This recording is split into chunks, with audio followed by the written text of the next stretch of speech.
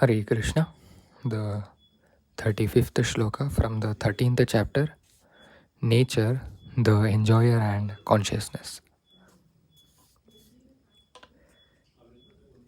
Kshetra kshetrajñor evam antaram gnana chakshusha bhuta prakriti moksham cha ye vidur yanti te param. Those who see with eyes of knowledge the difference between the body and the knower of the body, and can also understand the process of liberation from bondage in material nature, attain to the supreme goal. Purport. The purport of this 13th chapter is that one should know the distinction between the body, the owner of the body, and the supersoul. One should recognize the process of liberation as described in verses 8 through 12.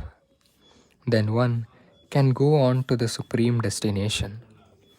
A faithful person should at first have some good association to hear of God and thus gradually become enlightened.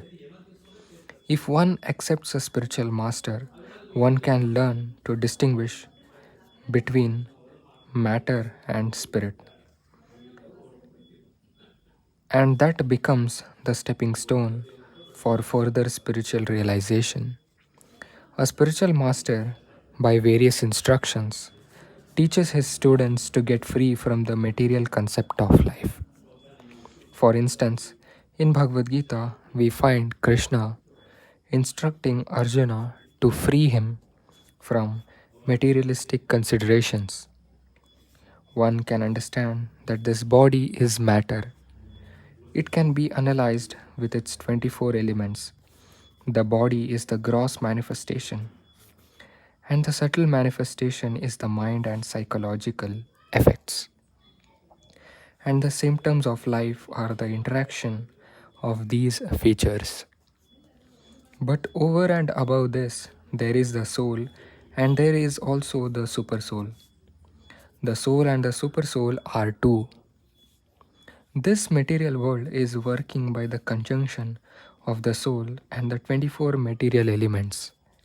One who can see the constitution of the whole material manifestations has this combination of the soul and material elements, and can also see the situation of the supreme soul, becomes eligible for transfer to the spiritual world. These things are meant for contemplation and for realization, and one should have a complete understanding of this chapter with the help of the spiritual master. Thus end the Bhaktivedanta purports to the 13th chapter of Srimad Bhagavad Gita in the matter of nature, the enjoyer, and consciousness. So until the next chapter, keep chanting Hare Krishna.